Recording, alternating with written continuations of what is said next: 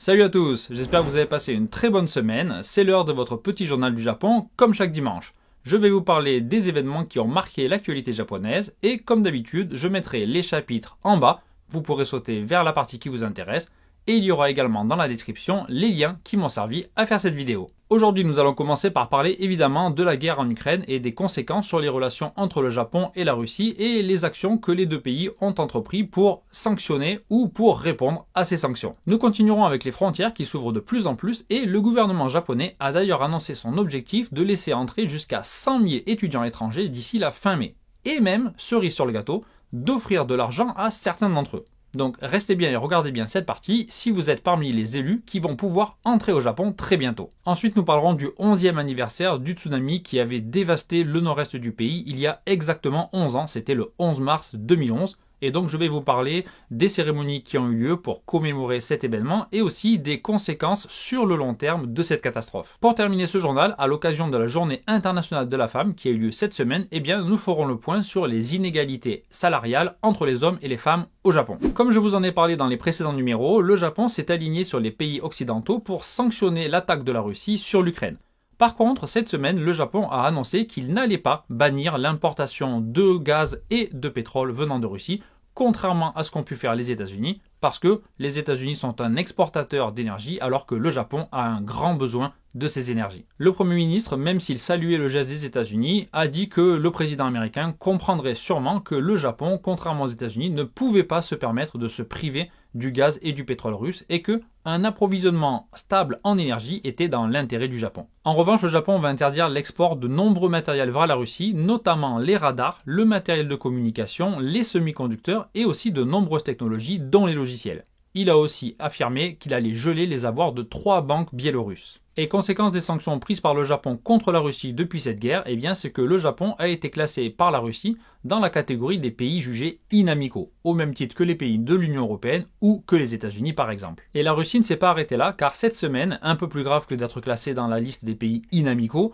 la Russie a procédé à des exercices de défense anti-aérienne sur 4 îles qui sont situées au nord du Japon et qui sont des îles disputées par les deux pays. En fait, ces 4 îles situées à l'extrême nord de Hokkaido et au sud-est de la Sibérie, eh bien, sont disputées par les deux pays depuis la fin de la Deuxième Guerre mondiale. La Russie les aurait occupées après la fin de la guerre mondiale et le Japon, depuis tout ce temps, réclame que ces îles lui soient restituées. C'est d'ailleurs pour ça que les deux pays n'ont jamais signé de traité de paix à la fin de la Deuxième Guerre mondiale. Et en plus, cette semaine, la Russie a signé une loi qui faisait de ces 4 îles une zone hors taxe pour toute société étrangère a priori qui voudrait s'installer là-bas. Alors, honnêtement, qui va vouloir s'installer dans 4 îles disputées par deux pays situées dans le nord de Hokkaido? Surtout maintenant, probablement personne. Mais bon, c'est un geste politique assez fort et le Japon a exprimé son mécontentement auprès de la Russie, mais évidemment, ça leur fera ni chaud ni froid. Bien, tant que la Russie ne décide pas d'attaquer le Japon et de l'envahir par le nord, il est toujours temps de venir, et dans cette optique, le gouvernement japonais a annoncé qu'il comptait permettre à 100 000 étudiants étrangers d'entrer dans le pays d'ici la fin mai. Concrètement, il compte autoriser plus d'étudiants à réserver des sièges libres dans les avions, surtout en semaine et un petit peu pendant le week-end. Donc dans les faits, il va y avoir 8 000 étudiants qui pourront rentrer du lundi au jeudi, et entre le vendredi et le dimanche, il y en aura 2000 de plus. Donc ce qui ferait 10 000 par semaine, et donc si nos calculs sont bons, si les calculs du gouvernement sont bons et les miens aussi, d'ici la fin mai, on devrait arriver à un grand total de 100 000 étudiants étrangers autorisés à rentrer sur le territoire. Et on s'attend aussi à ce que le quota d'arrivée internationale soit augmenté au fur et à mesure, évidemment.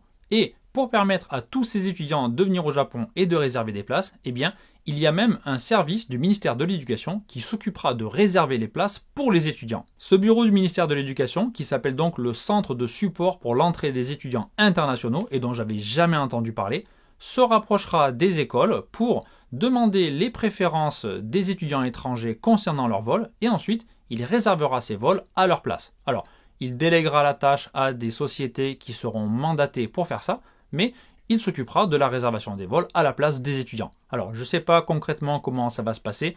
Est-ce qu'il y aura des préférences de prix, de jour ou autre? Mais en tout cas, le Japon vraiment redouble d'efforts pour permettre au maximum d'étudiants étrangers de venir dans le pays. Et encore plus fort, alors j'ai failli tomber de ma chaise quand j'ai eu la nouvelle, le gouvernement a l'intention de donner une aide financière de 100 000 yens à tous les étudiants étrangers arrivés après le 1er mars et qui rencontreraient des difficultés financières, notamment à cause de la situation du Covid au Japon. Alors, honnêtement, tous les restaurants, tous les cafés, tous les magasins recrutent, il y a des offres d'emploi partout.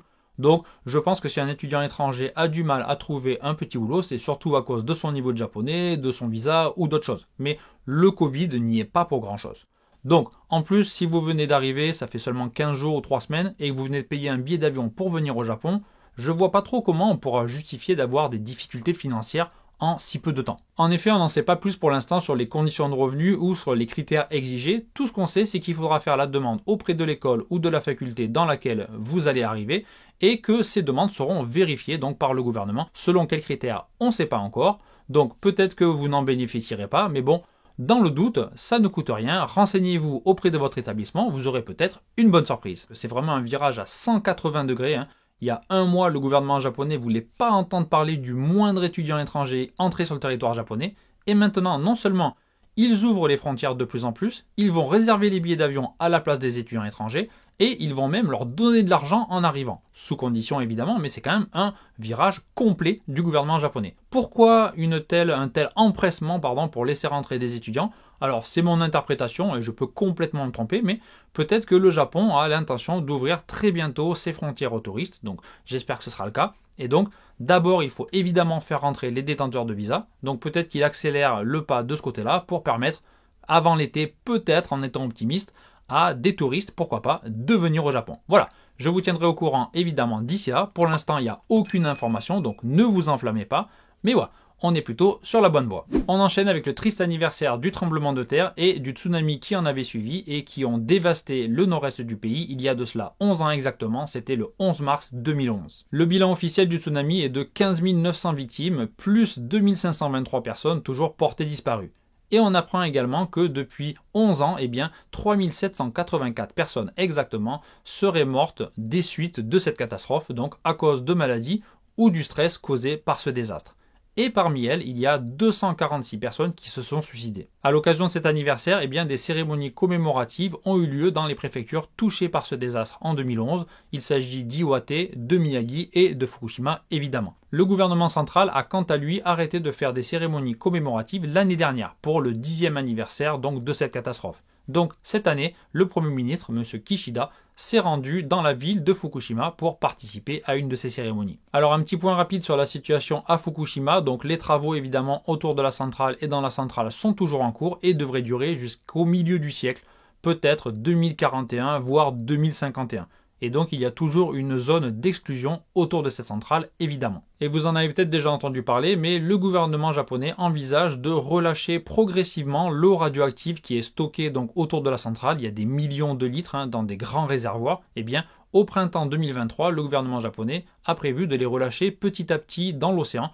Évidemment après les avoir traités et avoir enlevé le maximum de produits radioactifs, de substances radioactives. Et même si le gouvernement annonce que les eaux relâchées seront dans les normes de radioactivité et qu'elles seront diluées immédiatement dans l'océan, il y a forcément une résistance de la part des habitants, notamment des pêcheurs qui ont peur que, encore une fois, cela nuise à l'image de la région et des produits de la région. Côté reconstruction, la région de Fukushima s'est fixée comme objectif de dépendre uniquement des énergies renouvelables à l'horizon 2040. Et d'ailleurs, en 2011, la part des énergies renouvelables était seulement de 24% dans la région et aujourd'hui, elle a atteint quand même 43%. La région et le gouvernement ont massivement investi dans les énergies renouvelables et on y trouve maintenant de grandes fermes de panneaux solaires. Quelques éoliennes sur les reliefs commencent à apparaître et il y a également une centrale biomasse en construction. Et un bel exemple de cet engagement vers les énergies renouvelables, c'est le village de Katsulao qui est situé près de la centrale nucléaire. Donc ce village avait été évacué à l'époque et depuis les habitants sont revenus, il y a maintenant plus de 500 habitants et ils produisent leur énergie. Les habitants sont très contents non seulement d'utiliser seulement les ressources naturelles, de ne pas être dépendants de choses extérieures et en plus de contribuer à protéger l'environnement. Voilà, donc Un très bel exemple qui, je l'espère, on l'espère tous, sera suivi par d'autres villages et pourquoi pas à l'avenir par des villes. Dernier sujet, donc cette semaine, il y avait la journée internationale de la femme et à cette occasion, on a appris à la surprise de personne que les inégalités salariales entre les hommes et les femmes au Japon ne s'arrangeaient pas. Les femmes gagnent en moyenne 74% du revenu des hommes et elles sont absentes des principaux métiers les plus rémunérateurs, c'est-à-dire par exemple avocat, docteur ou bien cadre supérieur. En 2020, le salaire moyen des femmes travaillant à temps plein était donc de 252 000 yens contre 338 000 yens pour les hommes. Ce qui signifie que les femmes japonaises doivent travailler 112 jours de plus que les hommes pour gagner le même montant. Il faut savoir qu'en France, elles doivent travailler seulement, on va dire, 59 jours de plus que les hommes. Bien sûr, beaucoup de facteurs expliquent cette situation. Comme je l'ai dit tout à l'heure, donc il y a peu de femmes dans les métiers rémunérateurs. Par exemple, pour les docteurs, il y a seulement 21% de docteurs qui sont des femmes. C'est le taux le plus bas de tous les pays de l'OCDE. Et parmi les autres raisons, on peut citer évidemment les mentalités qui, même si elles changent, eh bien, changent doucement. Donc, il y a encore beaucoup de personnes, une grande partie de la population, qui considèrent que c'est mieux pour une femme de s'arrêter de travailler pour s'occuper de ses enfants quand elle en a. C'est pour ça notamment que beaucoup de femmes ne font pas d'enfants parce qu'elles doivent choisir entre leur carrière ou leur famille. Voilà, concilier les deux est possible, c'est pas impossible, mais c'est quand même assez difficile. Donc quand une femme arrête de travailler pour avoir un enfant et pour l'élever un temps, c'est en général très difficile de revenir au même poste. Donc si elle revient, elle a pris du retard par rapport à ses collègues masculins, ou bien elle doit se contenter de postes en bas de l'échelle de la hiérarchie, et donc forcément le salaire est moins élevé. On peut citer aussi le fait qu'il y ait très peu de crèches disponibles dans certaines régions, notamment à Tokyo, donc ce qui retarde d'autant plus le retour sur le marché du travail des femmes qui souhaiteraient continuer leur carrière en plus d'avoir une famille. Et il y a aussi bien sûr le fait que les sociétés traditionnelles japonaises sont assez machistes, vu que tous les postes importants sont occupés par des hommes en général âgés, et au niveau politique c'est la même chose, le Japon est parmi les derniers pays concernant l'égalité homme-femme au sein du Parlement ou des ministres. Espérons que la situation s'améliore un jour, mais pour l'instant, c'est pas prévu. En tout cas, rien n'est fait en ce sens. Voilà, c'est tout pour ce petit journal du Japon. J'espère que ça vous aura intéressé, que vous aurez appris quelque chose. Cette semaine, pas de nouvelles vidéos en préparation. J'ai pas encore terminé la vidéo sur les fleurs de prunier et sur le joli temple, donc je pense la poster la semaine prochaine. D'ici là, je vous souhaite une bonne soirée, un bon début de semaine et je vous donne rendez-vous dimanche prochain pour plus d'infos sur le Japon.